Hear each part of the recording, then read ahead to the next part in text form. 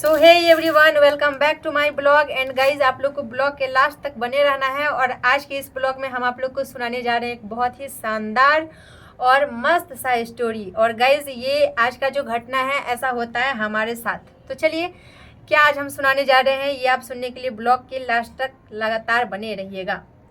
So guys, होता ऐसा है कि आज हम जाते हैं एग्ज़ाम सेंटर पे, जहाँ सारे ही स्टूडेंट का एग्ज़ाम होता है और सारे ही स्टूडेंट लगभग हमारे ही एज के होते हैं। उस बीच एक दीदी आती है जिसका एज होता है 30 से 35 साल।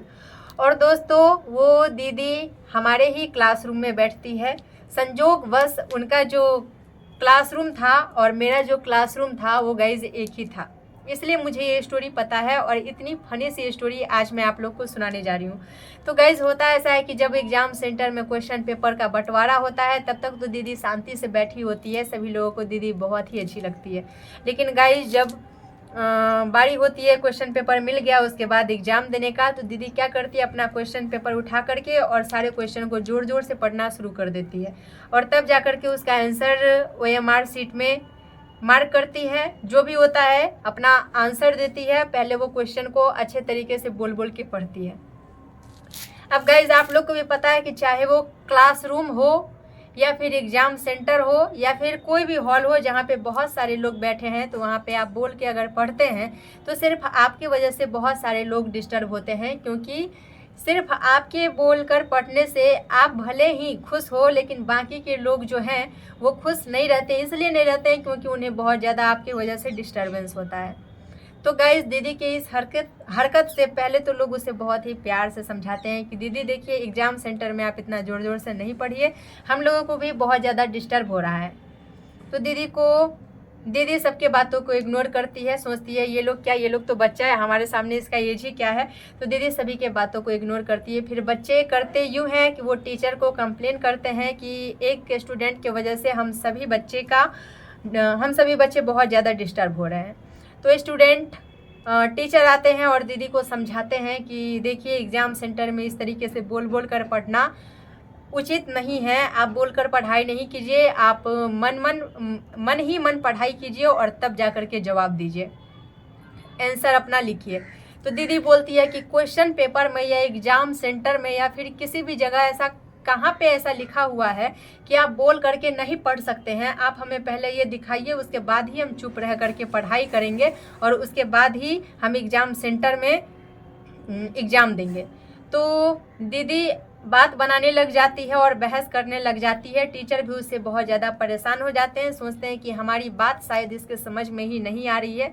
तो टीचर इस वजह से बहुत ही ज़्यादा गुस्सा हो जाते हैं और दीदी के इस रफली बिहेवियर के कारण उसका क्वेश्चन पेपर टीचर छीन लेते हैं। अब टीचर भी नहीं चाहते थे कि हम उसका क्वेश्चन पेपर छीनें, लेकिन क्या करें, टीचर की भी मजबूरी थी कि एक बच्चे के वजह से पूरा वहाँ का क्लासरूम का जो है माहौल पूरा बदल चुका था और सारे ही बच्चे डिस्टर्ब हो रहे थे। और एग्ज़ाम कोई खेल नहीं होता है, उसका एक एक मिनट बहुत ज़्यादा इम्पोर्टेंट होता है और दीदी की वजह से बहुत देर खराब चल रहा था। तो दीदी के क्वेश्चन पेपर को छीन लिया जाता है। तब दीदी भी क्या करे, दीदी रोने लग जाती है और बहुत ही ज़्यादा रोती है। फिर टीचर को फिर से उस पर दया आता है कि सारे स्टूडेंट तो स्टूडेंट है, ये भी स्टूडेंट ही है, किसी का भी लाइफ ख़राब नहीं करना है। तो टीचर फिर से उसे दे देते हैं क्वेश्चन पेपर, लेकिन फिर से वो वही करती है। जिस तरीके से वो पहले बोल बोल के पढ़ रही थी, फिर से वही काम वो स्टार्ट कर देती है। फिर टीचर बहुत ज़्यादा परेशान हो जाते हैं और स्टूडेंट भी परेशान हो जाते हैं। तब टीचर को समझ में आता है कि बिना पढ़े ये एग्ज़ाम देगी नहीं और इसके वजह से सारे बच्चे को डिस्टर्बेंस हो रहा है। तो गाइस, टीचर एक चेयर लेकर के बाथरूम के सामने चेयर लगा देते हैं और उस चेयर पे उस लड़की को बिठा देते हैं।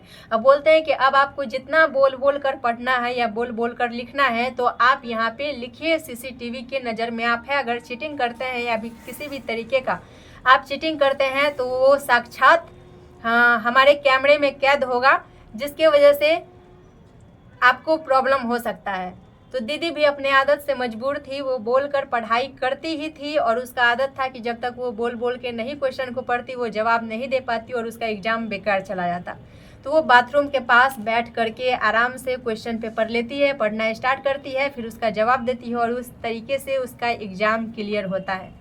तो गाइस, सच में ये एक फनी माहौल भी बन चुका था और कहे तो एक खतरनाक माहौल भी बन चुका था। अब आपको और हमें समझना ये है कि हम सभी बच्चे पढ़ाई तो करते हैं, लेकिन पढ़ाई करने के साथ कुछ जो हमारे हैबिट्स होते हैं, गंदे हैबिट्स और अच्छे हैबिट्स होते हैं जो कि हम अपना लेते हैं, ये शायद गलत है। गाइस, बोल बोल के पढ़ना हमें बचपन में सिखाया जाता है कि बोल बोल के पढ़ो, बोल बोल के पढ़ो और हल्ला करके पढ़ो, क्योंकि ऐसा लगता है कि जब बच्चे भी ना बहुत धोखेबाज होते हैं। माँ बाप जब तक देख रहे हैं तब तक वो तो पढ़ाई करते हैं, जैसे ही माँ बाप किचन में काम करने गए तो वो पढ़ाई छोड़ करके कोई और काम करने लग जाते हैं। बस इसी वजह से कहा जाता है बच्चों को कि जोर जोर से पढ़ो, ताकि किचन में भी जब माँ बाप रहे तो उन्हें आवाज़ सुनाई दे और उन्हें लगे कि बच्चा पढ़ रहा है।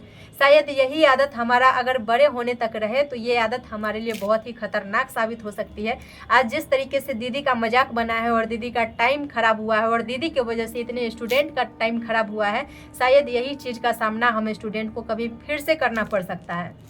तो गाइस, जब भी आप लोग पढ़ाई करते हैं या फिर जितने भी लोग हैं, जो भी स्टूडेंट है, चाहे छोटे बच्चे हो या बड़े बच्चे हो, हमें हमेशा पढ़ाई जब करते हैं तो हमें एक होता है ना, जब हम कुछ बच्चे होते हुए जो मैथ का कैलकुलेशन कॉपी पे करते हैं और कुछ बच्चे ऐसे भी होते हैं जो मैथ का कैलकुलेशन माइंड में कर लेते हैं।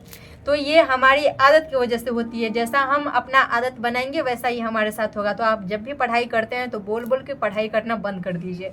और पढ़ाई मन ही मन एकाग्र होने का चीज़ है। वो अलग बात है कि लोग कहते हैं कि हम 50 के ग्रुप में बैठेंगे तो ग्रुप डिस्कशन करेंगे, लेकिन सच बताए तो पढ़ाई अकेले ही करने की चीज़ है। या फिर कोई भी काम हो, अगर हम वीडियो भी अभी शूट कर रहे हैं तो ये अकेले में जितने अच्छे से शूट होगा ना, पब्लिक के बीच में इतने अच्छे से शूट नहीं हो सकता है।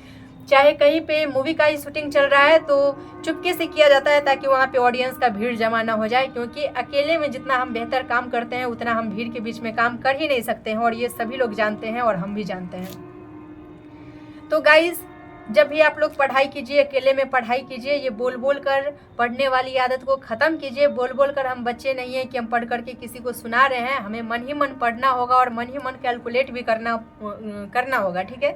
तो गाइस, बस यही स्टोरी है। ये एक सीख देने के लिए हम आप लोग को सुनाए हैं, ताकि जो भी स्टूडेंट ऐसा करते हैं उन्हें बाद में कोई प्रॉब्लम ना हो। तो गाइस, आप लोग इसे अपनाइएगा ज़रूर, और मैं भी अपनाऊंगी। मैं वैसे भी बोल बोल के कभी नहीं पढ़ती हूँ और ना मैं पढ़ूंगी। इस आज जो हुआ है उसके बाद तो और भी मैं बोल बोल के पढ़ना छोड़ दूंगी। सो गाइज, अगर आप लोगों को ये स्टोरी अच्छी लगी हो ना, तो हमारे वीडियो पे अपना कमेंट करके जाइए, क्या इस स्टोरी में कुछ मैंने गलत कहा है या स्टोरी एकदम परफेक्ट है। तो गाइज, आपको कमेंट बॉक्स में कमेंट करना है, हमारे वीडियो को लाइक कर देना है, और अभी तक अगर आपने हमारे चैनल को सब्सक्राइब नहीं किया है तो दोस्तों घंटी को बजा करके हमारे चैनल को सब्सक्राइब कर लीजिएगा, ताकि हमारा आने वाला हर वीडियो डालते ही आपके स्क्रीन तक चला जाए। जैसे मैं यहाँ से पोस्ट करूँगी, आपके स्क्रीन पे वो वीडियो चला जाएगा। बस शर्त ये है कि आपको चैनल को सब्सक्राइब करना पड़ेगा। सो गाइस, जाकर के चैनल को सब्सक्राइब कर लीजिए, और ऐसी ढेर सारी स्टोरी सुनने के लिए हमसे यूँ लगातार जुड़े रहिए। फिर मिलते हैं अगले दिन एक अगले स्टोरी के साथ। तब तक के लिए tata, bye bye and love you all guys.